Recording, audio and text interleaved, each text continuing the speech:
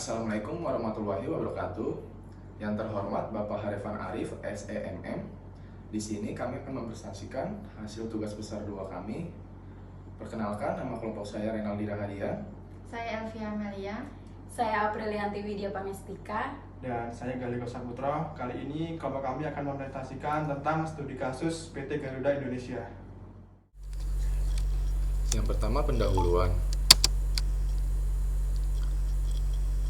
PT Garuda Indonesia Tbk merupakan sebuah perusahaan BUMN maskapai penerbangan Indonesia yang berkonsep sebagai full service airline.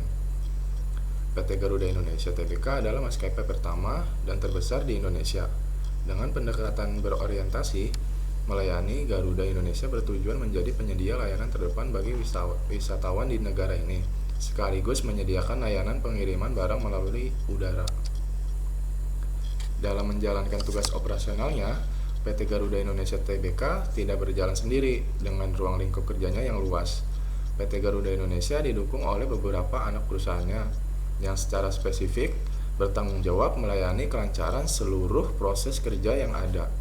Anak-anak perusahaan PT Garuda Indonesia tersebut adalah PT Citylink Indonesia, maskapai tarif rendah, PT Aero Wisata, hotel transportasi darat, agen perjalanan dan catering, PT Abacus Distribusi Sistem Indonesia, penyedia jasa pemesanan tiket. PT Aero Sistem Indonesia adalah penyedia layanan teknologi informasi untuk industri, pariwisata, dan transportasi. Dan GMF Aero Asia, perawatan pesawat, perbaikan, dan overhaul. Yang kedua, manajemen perubahan.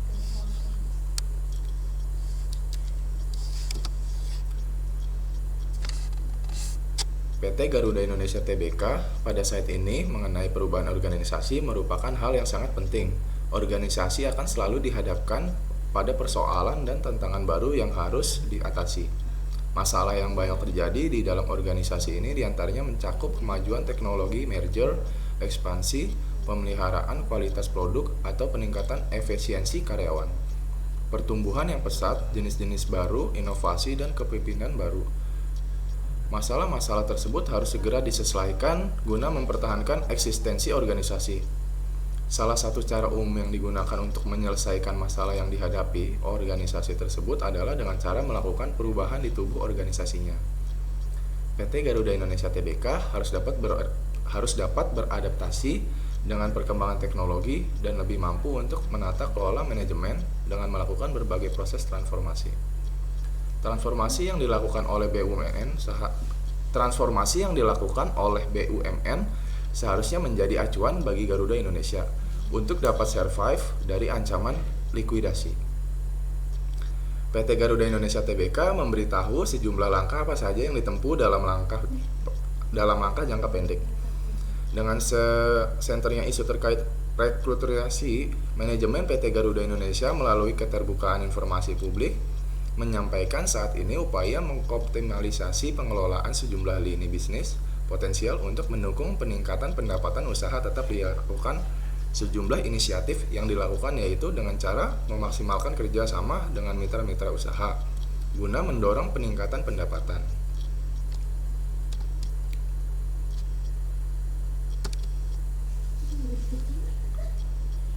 Di sini saya akan menunjukkan tabel posisi keuangan PT Garuda Indonesia pada tahun 2016 hingga 2019.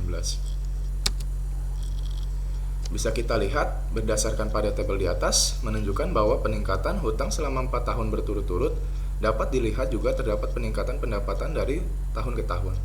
Sedangkan pada laba rugi pada tahun 2016 hingga 2018 mengalami penurunan dan pada tahun 2019 mengalami peningkatan.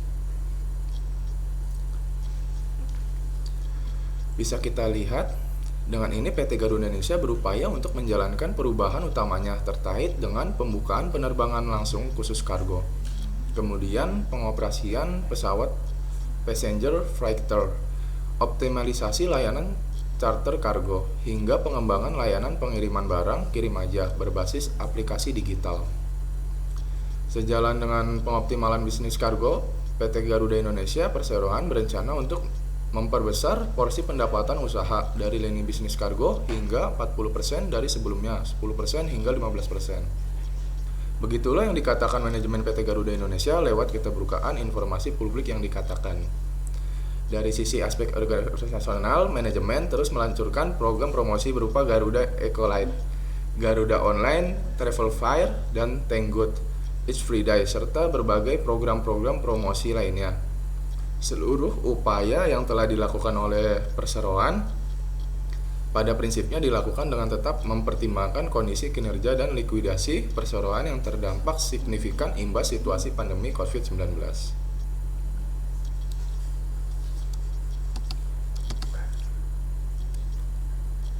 Langkah strategis.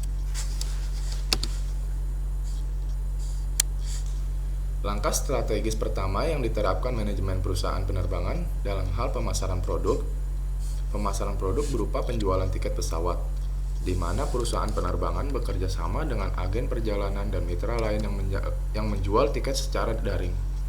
Tiket dijual berdasarkan kelas sehingga semua kalangan dapat melakukan perjalanan dengan pesawat udara dengan mengutamakan keselamatan, keamanan, dan kenyamanan berupa fasilitas yang terbaik sesuai dengan kelasnya. Langkah strategis yang kedua yaitu dilakukan dengan perusahaan penerbangan sebelumnya pandemi adalah dengan menerapkan low cost carrier atau LCC. LCC ini merupakan konsep tentang angkutan udara yang berbiaya rendah. Dalam arti penurunan biaya operasional untuk efisiensi di semua aspek.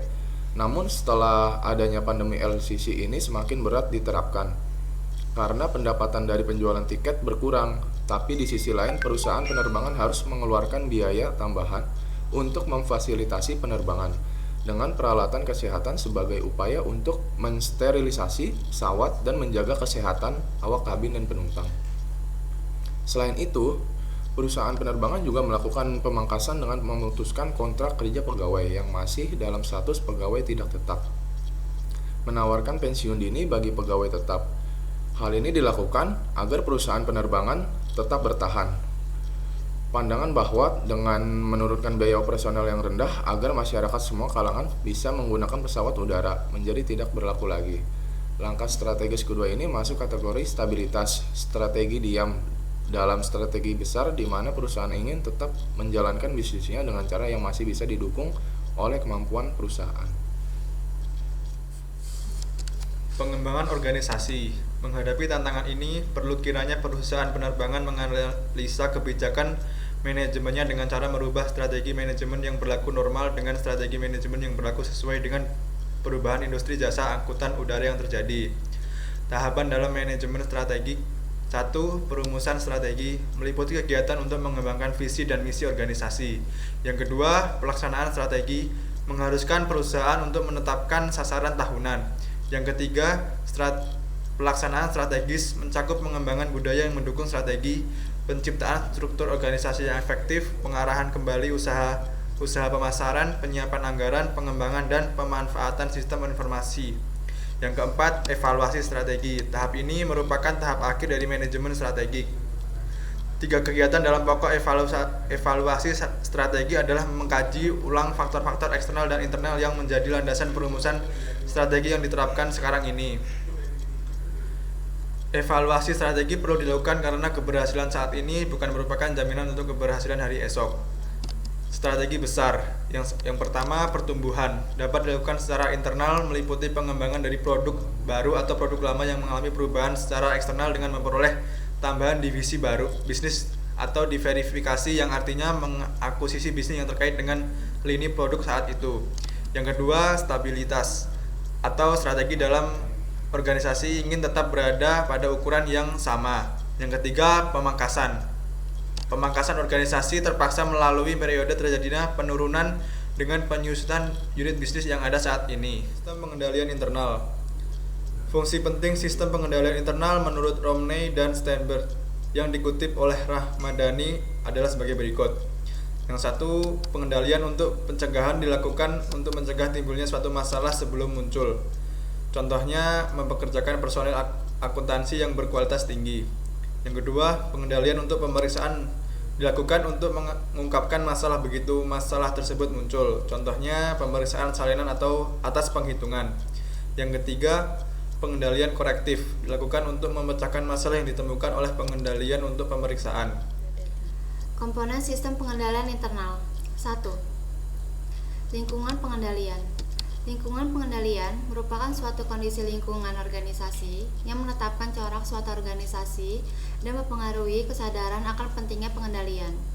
Adapun prinsip-prinsip dalam pelaksanaan sistem pengendalian internal dalam upaya mewujudkan lingkungan pengendalian yang baik, yaitu A. Integritas dan nilai etika organisasi.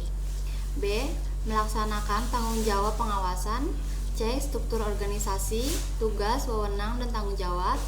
D. Proses untuk menarik, mengembangkan, dan mempertahankan individu yang kompeten. E. Ketegasan mengenai tolak ukur kinerja, insentif, dan penghargaan untuk mendorong akuntabilitas kinerja. 2. Penilaian risiko. Dalam buku Hayati menyebutkan bahwa risiko dalam ditafsirkan sebagai kemungkinan terjadinya bentuk-bentuk peristiwa yang mempunyai pengaruh negatif terhadap kemampuan seseorang atau sebuah institusi untuk mencapai tujuannya. Adapun prinsip-prinsip yang mendukung penilaian risiko adalah A. Menentukan tujuan. B. Mengidentifikasi dan menganalisis risiko. C. Menilai risiko front. D. Mengidentifikasi dan menganalisis perubahan signifikan. 3. Aktivitas pengendalian. Aktivitas pengendalian merupakan kebijakan, prosedur, dan aturan yang memberikan jaminan yang memadai bahwa tujuan pengendalian telah dicapai dan direspon risiko. Terdapat 3 prinsip yang mendukung aktivitas pengendalian dalam organisasi, yaitu A. Mengembangkan kegiatan pengendalian. B. Mengembangkan kontrol umum atas teknologi. C. Merinci dalam kebijakan dan prosedur. 4. Informasi dan komunikasi. Informasi yang dilakukan manajemen adalah informasi berkualitas baik dan relevan yang berasal dari internal maupun eksternal. Menyebut 3 prinsip utama proses informasi dan komunikasi yang tepat dalam mengendalikan internal, yaitu A. Mendapatkan atau menghasilkan informasi yang relevan. B. Komunikasi internal yang efektif. C. Komunikasi eksternal yang efektif. 5. Aktivitas pemantauan. Aktivitas pemantauan merupakan kegiatan mengevaluasi dengan beberapa bentuk yang sifatnya berkelanjutan, terpisah, ataupun kombinasi. Kegiatan utama dalam komponen aktivitas pemantauan meliputi, yaitu A. Evaluasi berkelanjutan atau terpisah. B. Mengevaluasi dan melaporkan setiap keuangan. Selanjutnya ada kesimpulan. Garuda Indonesia merupakan salah satu perusahaan jasa penerbangan yang sudah bertaraf internasional yang mengutamakan kualitas dan kepuasan pelanggan. Garuda Indonesia sudah mampu untuk memenuhi apa yang menjadi harapan pelanggan. Hal ini ditandai dengan banyaknya pelanggan yang merasa puas dengan pelayanan yang diberikan oleh Garuda Indonesia.